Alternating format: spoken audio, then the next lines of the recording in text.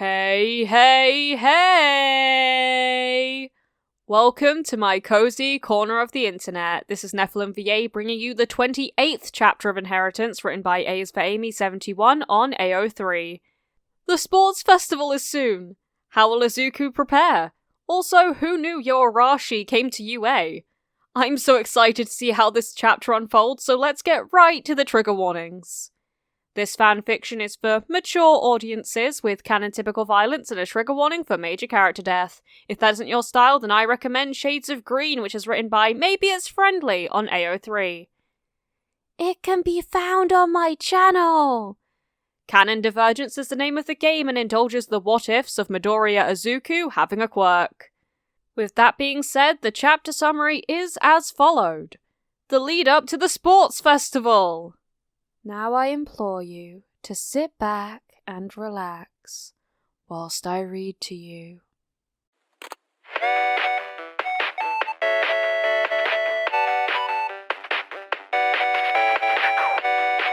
Chapter 28.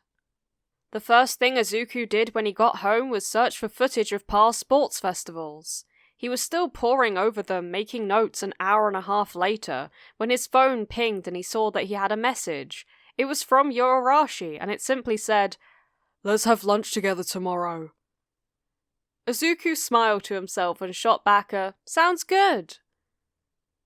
As if that call had opened a floodgate, Ida messaged next to ask if, as class reps, they should be doing anything to help the class prepare for the sports festival.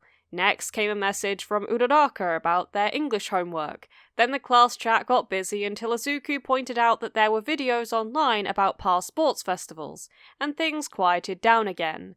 Then everyone started sharing links to different sites and videos, and it was very late by the time Izuku finally got to sleep that night. Lunch with Yoarashi was interesting. They met at the entrance to the cafeteria and got trays. Yoarashi ate enough for 3 people, and took them to a table, where they were joined by Ida and Uraraka, as well as Tetsu and Honanuki, who Izuku had met before at the exam for the recommendation students. Tetsu reminded Izuku strongly of Kirishima in both attitude and quirk, and wondered if they knew each other or were somehow related. Introductions were made, and instead of small talk to get to know one another, they immediately started discussing what had happened at the USJ, and what they thought might happen at the sports festival. Izuku briefly made eye contact with Karchan, who was watching their little group with narrow eyes, but Izuku blinked and turned his head away, to break the contact. He was under no obligation to go out of his way to keep the other boy up to date on what happened in the hero class right now. Maybe if he saw him later, he could suggest the videos of the past festivals as a way to prepare, but he told himself he wouldn't go out of his way to do so. I heard that the other courses could use support items to help him if they want. It's supposed to even out the playing field since they aren't getting the physical training the hero course gets, Honanuki said. Some of the support students are crazy talented too, Yoarashi said. There's one girl who blows up the support classrooms and studios almost every day, and they can't even get that mad because she comes up with so many brilliant ideas. We better get ready to face some formidable opponents then, Ida declared, and not only for our own classes. That one boy with the purple hair sure seemed to want to get into the hero course, Uraraka said. I wonder if he'll use some kind of tool or gadget to help him. Anything is possible at this point, Izuku said, feeling excited by the prospect of a challenge. We should try to be ready for anything. I'm not gonna go easy on you guys, Yoarashi warned, sounding cheerful about it. I'm in it to win it. Me too, Tetsu said enthusiastically. So am I, Uraraka announced, not wanting to be left out. By the time lunch was over, they were in high spirits, and training that afternoon was both fun and challenging as they worked hard to keep up with each other in a game of tag in an area that looked a lot like the landslide zone of the USJ. The guys in 1B don't seem too bad, Uraraka told Izuku as they headed back to class after training. That Yoarashi guy's loud though. Izuku laughed at that. He is, but he's a good guy, just passionate. About pretty much everything. All the time. I don't think we talked about what our quirks are, Ida said as he joined them.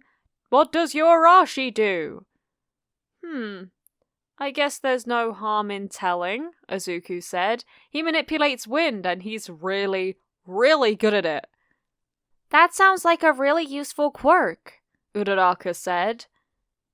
Do you know anything about Tetsu-Tetsu-kun or Honanuki-kun? Ida asked. I'm pretty sure that Tetsu-Tetsu is similar to Kirishima, Izuku said.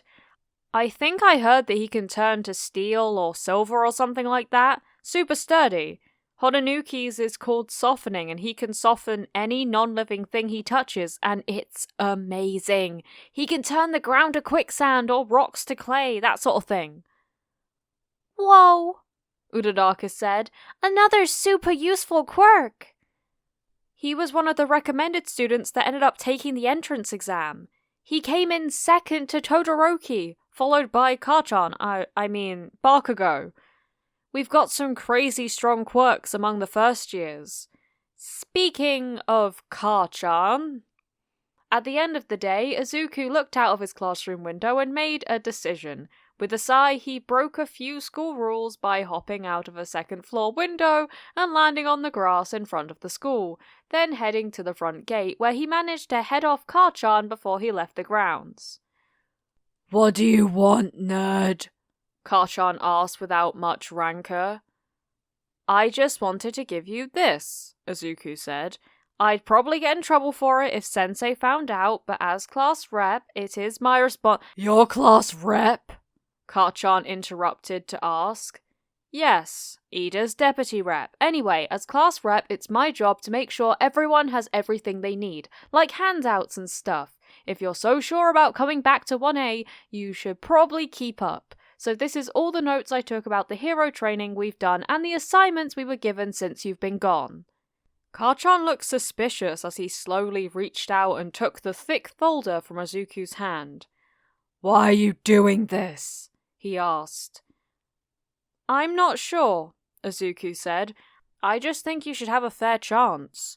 And if you're really reflecting on why you got suspended from the hero course, you're going to need to be up to speed when you come back. If not, I won't bother keeping notes and stuff for you anymore. It's up to you now. Izuku turned and dashed off without waiting for a reply. He had said what he needed to and had added a note telling Kachan about the videos he could watch of the previous sports festivals, even though he probably already knew about them. He hoped he didn't get in trouble for it, but he was training to be a hero after all. It was his job to try and save people. The rest of the 2 weeks seemed to go by in a blur. There was a lot of activity around campus as stalls were erected along the lane leading to the sports festival arena. Tons of security and police were roaming around, making sure everything was extra secure. Izuku and his friends took their afternoon hero training extra seriously and spent less time in the class chat than they had when it was first set up, since everyone was spending every extra moment they could practicing moves and preparing as best they could. Izuku didn't go to Might Tower for extra training, not wanting to have an unfair advantage this close to the competition. He suspected that if he had asked if he could, Sir would have been disappointed in him, and he definitely did not want that. His father had gotten him a set of hyper-dense dumbbells after he'd received One for All, and he'd been using those, along with the stairwell of his apartment building for home exercise. He pored over his notebooks, going over the strengths and weaknesses of the other students that he knew of, memorizing the best counter moves and ways to take them down without injury or humiliation if possible. He had gotten special permission to wear his gloves during the competition if he wished, as long as they didn't have any gadgets or other special attributes to them. On the day of the festival, Izuku was a bundle of nerves and excitement, practically vibrating in his seat as his father drove him to the school, and then went to find his own seat in the stadium. He'd been lucky to get a seat, and Izuku suspected that Gran had given up his own ticket so that his father could attend. Izuku navigated his way to the waiting room assigned to his classroom, where he found Ida pacing back and forth like a soldier on guard duty. Midoriya, he greeted stiffly. Hey, Ida. You're the first one here like always, Izuku said, feeling like his voice was a little too loud and too chipper. This is a very important day, Ida said with an air chop. This is an incredibly important step in making a name for ourselves. My whole family will be watching and they have high expectations. It is a lot of pressure, Izuku agreed, but you've worked hard and you've had the added benefit of being brought up by heroes yourself. You'll be amazing. Thank you, Midoriya. That is very kind of you to say. Izuku smiled at him, hoping that some of his own nerves would dissipate if he helped to calm others. Ojiro arrived at the same time as Hagakure, then Yaoyorozu, then Kaminari. Each of their classmates trickled in, some louder and more boisterous than usual, others more quiet. Everyone had their own ways of dealing with stress. When everyone had arrived, Izuku cleared his throat and raised his voice. Okay, everyone, as your class rep, I just want to say that I've seen how hard everyone has been working. I know we haven't been at this school for long, but our training started a long time before that, when we first knew that we wanted to come to UA to become heroes. Keep a cool head when you're facing hard situations and remember your goals. You're all going to do great. Plus Ultra! Plus Ultra! The loudest of them repeated. The others still raised their fists in the air in salute when the loud ones shouted, so Izuku felt comforted that his little speech hadn't been a total dud. The door opened a moment later, and Cementos leaned in to tell them that they would be headed into the stadium in 5 minutes' time. The tension returned to the room, with Kirishima doing a little last-minute stretching, Uraraka appearing to meditate, and a few others just sitting silently. Izuku was surprised when Todoroki approached him with his usual stoic expression. I just wanted to let you know that I think I'm stronger than you. Kaminari nearly fell out of his seat. Dude! A declaration of war? Anyone want to take bets who'll place the highest? Mineta asked. Maybe you are, Izuku said, unsure of where this was coming from. But strength isn't everything. There are going to be a lot of eyes on you, since you helped All Might beat that Nomu at the USJ, but no matter who is watching, I'm going to beat you, Todoroki said flatly. Hey, Kirishima said, hopping up from the floor to mediate. What are you trying to pick a fight for, especially now? Todoroki shrugged off the redhead's placating hand. We're not here to play at being friends, he said, so that doesn't matter. I don't know why you've suddenly decided to single me out as a threat, but there are a ton of students here that have their futures hanging by a thread. They're all going to be aiming for the top, trying to beat anyone in their way. That includes me. Yeah, Todoroki said. Then he turned on his heel and left the room, leaving everyone staring after him. Look at it this way, man, Kirishima said, smacking Izuku on the back companionably. He's one of the best in the class, and he thinks you're his main rival. In a way, it's a huge compliment. I guess, Izuku said with a shrug. Let's get out of here and show them what we've got. Everyone stood and filed out of the room, heading toward the entrance to the field. Izuku made sure everyone was accounted for as he followed them all, but he was wondering the whole time what exactly Todoroki had on the line in this competition. Was it just pressure put on him by his hero father, or was there something more?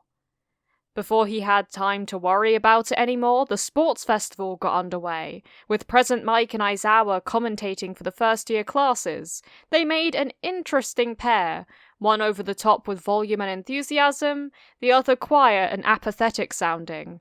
Izuku knew that Aizawa cared about his students, but didn't seem like the type to seek out attention in any way. By the time everyone was gathered by the entrance, President Mike had the crowd whipped into a frenzy of excitement, heaping praise upon the Class 1A for their performance at the USJ. The other classes got good intros, but even Izuku thought he went overboard, making 1A out to be much higher than the others. It was going to make them a target if they weren't already. He could hear some of the other classes muttering about being there to serve as a foil to make the hero course look good. Once all of the classes were gathered, Midnight took over and announced the athletes' pledge. While many of the audience members howled and shouted for the R-rated teacher and hero, Izuku remembered reading about her as he was researching her quirk, and she was apparently the reason that the Hero Association now had a dress code of sorts. "Todoroki Shoto, please come forward." "Todoroki's gonna do the pledge?" Mineta asked in surprise. "It's probably just because he's so good looking." "It's because he scored the highest in the entrance exam," Izuku told him. "Highest in the hero course," one of the girls from General Studies sniped. "Highest in the school, actually," Yaoyorozu corrected her coolly. "He just barely missed out on getting in on recommendation."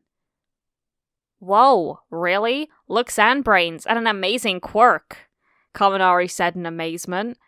"Life's just not fair sometimes." Todoroki ignored them all and climbed the short staircase to the stage, where a microphone was set up. "I pledge to do my best to win," he said stoically. "You should all do the same." There was a silence for a few heartbeats as everyone tried to figure out if he was being arrogant or sincere. His intonation was so flat that it was impossible to tell, so Midnight began to clap and others followed suit. Soon the crowd was roaring again as Todoroki rejoined the class, looking uninterested in the curious or baffled looks he had garnered. "Let's get right into the first challenge then," Midnight called out with a snap of her leather whip for emphasis. "What'll it be?" The large electronic screens that were mounted to give everyone an optimal view of events showed a slot machine-like effect, whirling until it settled on two words that took some of the wind out of Izuku's sails. Dungeon crawl. Some of the students looked disappointed, some excited, but most were baffled. "What does that mean?" Hagakure asked. "In video game terms, it's an underground labyrinth full of dead ends, hidden passageways, pitfalls, monsters to fight, and puzzles to solve," Izuku said offhandedly while his mind whirled with possibilities. Then he began to mutter. "If there are 20 students in each class and there are 11 first-year classes, that's 222 kids competing. But the business classes generally don't compete since the festival is an optional event and their work is..." "Snap out of it, man," Kirishima told him, shaking his arm. "We're getting ready to move." He was right. While Izuku had been figuring out logistics and statistics, the rest of the group was herding towards a large metal square in the ground that was presumably the entrance to the dungeon. There was no indicator as to which way it would open first, or whether it would simply raise into the air or flip open or slide. Everyone stood around the area, but left enough space for the door to go in any direction, not wanting to be crushed or pushed by it when it did move. "The first student who makes their way through is the winner of the first round," Midnight announced to the students and the cheering crowd alike. "Ready? Go!" The metal plate in the ground suddenly fell downward, dropping into inky blackness that was impossible to see the bottom of. They heard a distant whomp of the metal plate hitting the bottom, sounding as if it had landed on dirt or something soft. The first test had begun. Thank you so much for watching this video. I appreciate all the support you've given me. A dungeon crawl. Now that is a great way to start off the sports festival. Let's just hope no one's scared of the dark. Mineta probably is, but since when do we care about him? Jokes aside, I hope you've all had a lovely week. Next week we'll be starting a new fic, and I hope you all like it. All credits go to the original creator of this fanfiction, A is for Amy 71 on AO3. I would highly appreciate it if you gave this video a like and you subscribe to the channel and you hit the notification bell to be notified of when I next upload. There is no pressure to do so though. Thank you for visiting my cozy corner of the internet. Keep growing my sunflowers. Mwah!